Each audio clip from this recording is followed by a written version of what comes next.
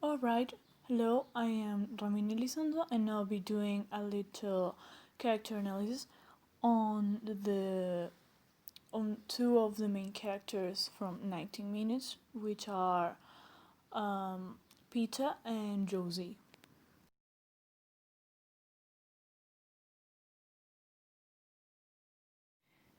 Let's begin with Josie, who is an only child from a single mother and has never met her father.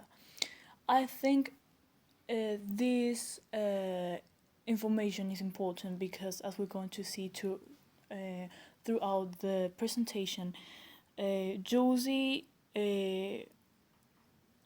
probably might have needed more attention from her mother, since she was the only one raising her. She needed to work, and and Josie grew distant from her, so she thought she didn't have anybody she could rely on if she needed to talk. And during the book, Alex, who is Josie's mom, uh, points this out several times, that they didn't have the normal mother daughter moments they should have had, and she keeps on blaming herself because of that. As for Peter, he is the second son of a married couple, and I think the most important thing we should point out here is that since his brother was a very good student and an athlete, and he was very popular in school, everyone had high expectations once Peter started attending school. Since everyone knew his brother and his reputation, everyone thought Peter wouldn't be different. And uh, Peter was not like his brother at all. Uh, Even though he had good grades and he was a good student and a good kid, he was a very normal student. He was shyer than his brother, and he was very bullied. Uh, as for his parents, I think Lazy, uh, his mother, was, let's say, she didn't want to let his son grow up. She was constantly protecting him, and she didn't let him, let's say she didn't let him fight his own battles. So once he started to going to school and he started getting bullied, he didn't know what to do because he had always been a very good kid and well behaved, and her mother didn't allow him to get hurt or get like usual things kids do to get stronger, to say it somehow. And his father was no different, in his own words. But I also think it was very responsible to show a 5-year-old kid how to use a gun. I think that was very responsible from his father.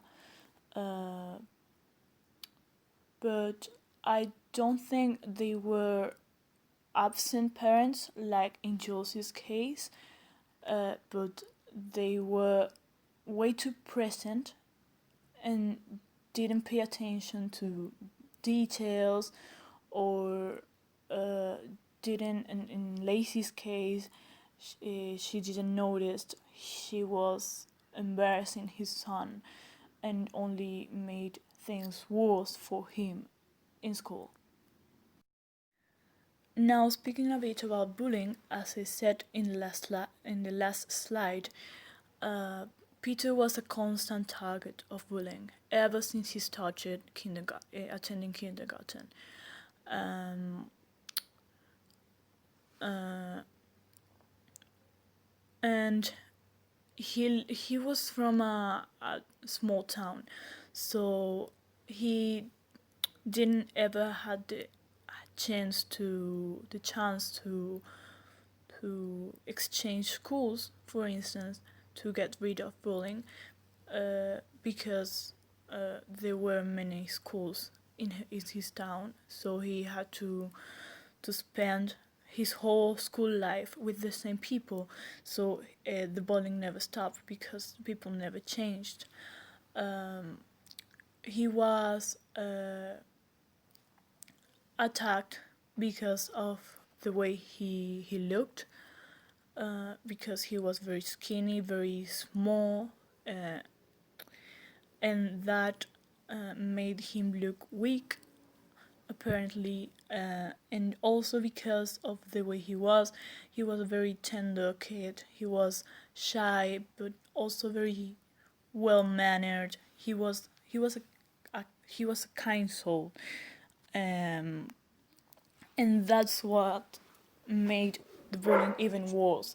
And to make it even worse,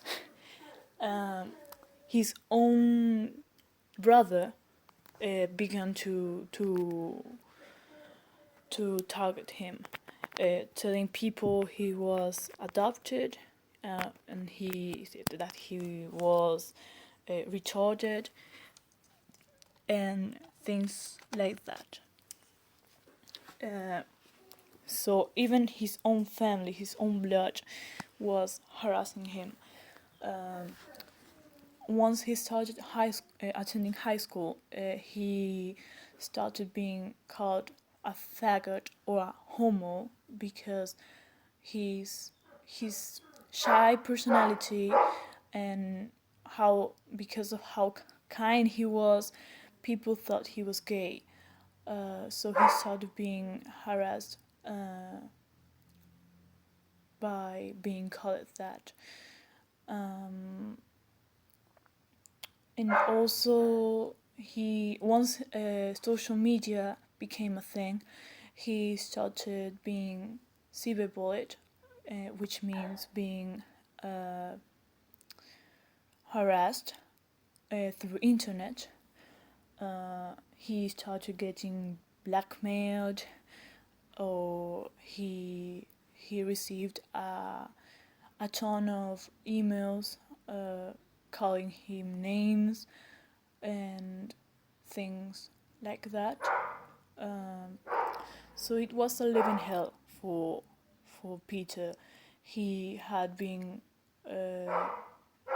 punched to the point of getting to the hospital. He had been put into the toilet. Not really, I don't really know how to say it, but his head was shoved into the toilet.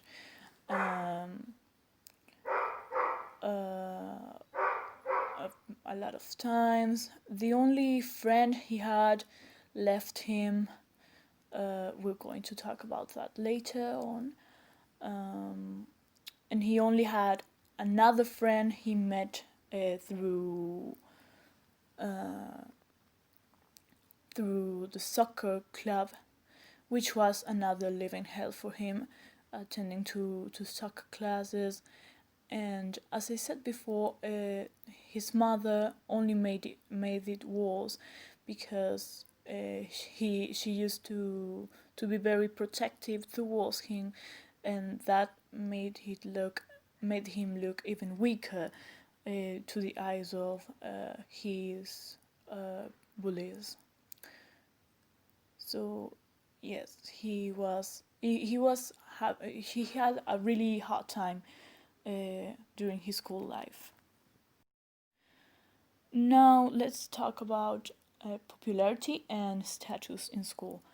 As I said before, as I mentioned in the last slide, Peter lost the only friend he had, which was Josie, and he lost her because she started hanging out with the popular kids, which were uh, Peter's bullies. And she first began to have a relationship with these people through a work she had to do, through a homework she had to do with one of these kids when she was around 12 or 13 years old.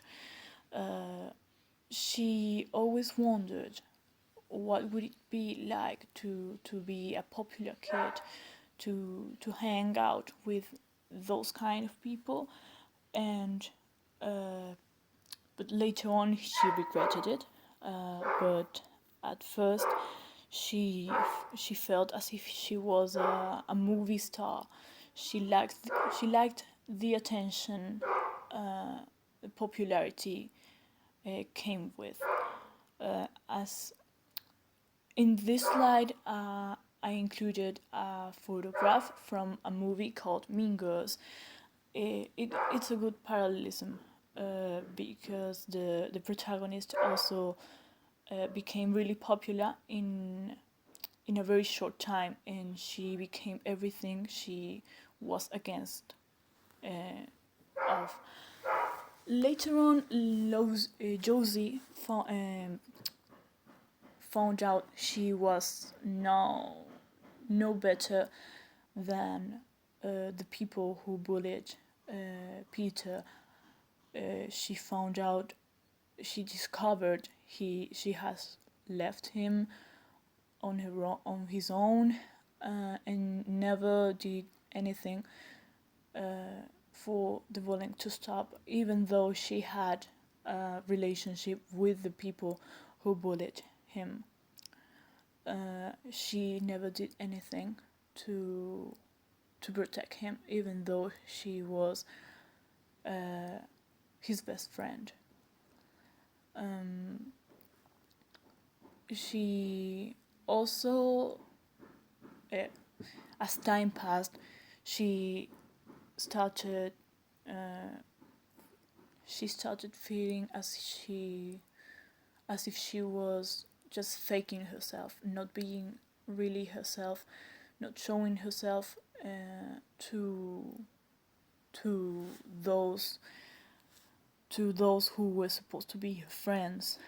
And she began in the book. In the beginning of the book, it is mentioned how she wore a mask every day just to fit in, because she knew if she made a very this light list of the mistakes, she could have been throw away. She could begin to get ignored by those people who were apparently her friends. She didn't consider them as so, but it was in order to be popular and to be respected. So she felt she didn't have any other options because she liked how it felt to be popular. So that she thought that's what she had to do in order to keep on being on top of the social scale, to say it somehow. Now let's talk about toxic relationships. Even though this is not a very important plot point, uh, it is worth mentioning because it had a very big impact in Josie, especially because his first boyfriend was very bad for her. As we can see in the book, Matt, even though he was kind of a good guy, he was very, very bad for Josie because he was very possessive towards her. He was very demanding. He was always telling her what she could do and what she couldn't, or if he wanted to go, as in if they were in a party and he wanted to go, she had to follow him no matter what, or else he would get mad at her, and she didn't want that because he really loved the way he made her feel. So she was always obedient towards what Matt wanted from her, even though she wasn't really okay with the decisions he made from her for her. And I think this is important because this can show how Josie needed attention from her mother, because people who don't get enough attention from the parents tend to get into this kind of relationships in order to be recognized somehow, and they're vulnerable to these people because these people tend to be very manipulative towards their partner. And so if it was kind of like, as in, if Josie did something good, Matt would compensate her by touching her, by having sex with her, or by hanging out with her in school, which made a better reputation for her. And if she was bad, he would ignore her or get mad at her. And that is very manipulative. And I think this relationship could have happened because of the lack of attention Josie had from her mother. And now one of the most important topics, I think, is mental illnesses. There's one mental illness mentioned in the book. However, I'd like to add depression because it's obvious that both Peter and Josie had depression. Why do I say this?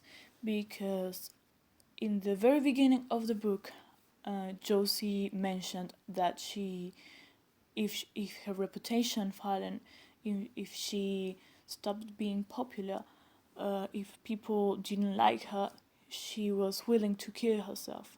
And even though this sounds like very like as if it's not a reason, and actually it's not a good reason to take her own life, I think anybody who is willing to try, who's willing to take their own life, no matter the reason, is in a bad place, in a bad mental place, and needs help. And of course, Peter was very, very sad over how much bullying he had been through, and he said in more than one occasion that he hated himself, which is very clear. He wanted and he also wanted to kill himself. So those are very clear, very clear signs of depression. Those Both of them needed help, and especially Peter, but I also think Josie needed a lot of help, and her mother didn't have the time to see her daughter but was in pain or needed her or needed help in general, because anybody who is willing to try and kill themselves, even if the reason is not the best one in one's eyes, I think it's very important to pay attention to those things, and especially if you think your life will be over because you're not popular in high school anymore. I think there's a problem there. And of course, Peter had a lot of issues. He didn't like the way he looked because he was too thin, and he got teased a lot because of that. He was afraid of being gay because of all the nicknames he was called in school. He began to hate the way he was because of the constant bullying, and that's a very big sign of depression as well. Um, but their parents weren't as observant as they should have been. However, it's very difficult to spot uh, a depressed teenager if they are not willing to show they need help, and that is how these tragedies usually happens. Another good example from real life, and in which this book was based, is Columbine. One of the shooters in Columbine was severely depressed, and he only wanted to kill himself. So the other one convinced him of killing a lot of people and then killing himself if he was to kill himself anyways. He might as well take a lot of lives. And I think that's how Peter was thinking in that moment, because in the book it says that he was going to kill the person he hated the most, and that person was himself. And a lot of people got into his way, so he like wanting to have revenge, he started killing people, even though some of them didn't actually deserve it. He ended up killing 10 people, but he only wanted to kill himself. And I think we have to pay attention to those kids. Um, Researching, I found out that especially lonely kids tend to end up being shooters in school shootings. I think it's important to see if those kids are okay with being alone, or if they're feeling lonely because nobody wants to be friends with them. I think it's important to take care of those kids. As for the other illness, which was PTSD, if I'm not wrong, they used that illness as a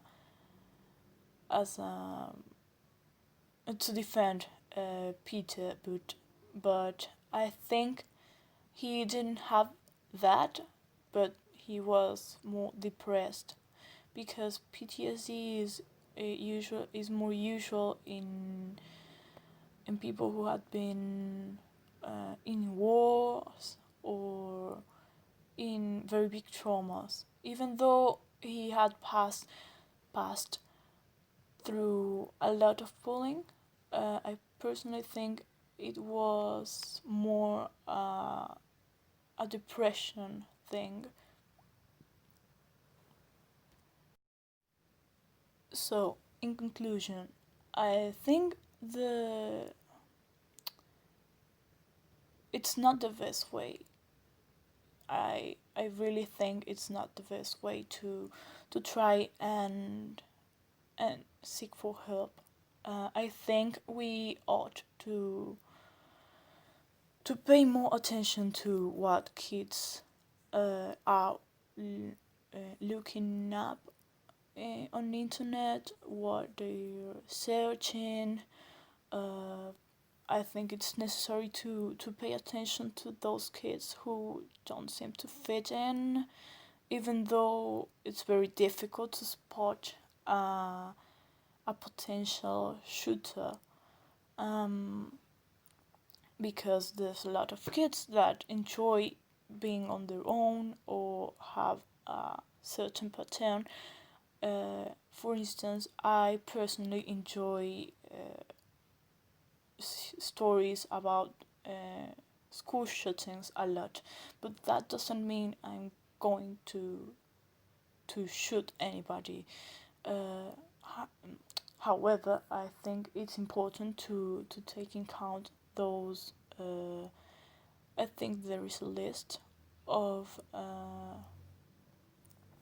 of behaviors or ways of dressing and things. I think even though we shouldn't freak out, we must be careful of those kids. We ought to speak to them, to make them feel needed and special and loved and included. I think that's the most important part. And all in all, the story was pretty good. I liked these two characters the most, and that's why I decided to do an analysis on them because I found them interesting. As I said, I'm interested in school shootings, so I found Peter intriguing. Um, and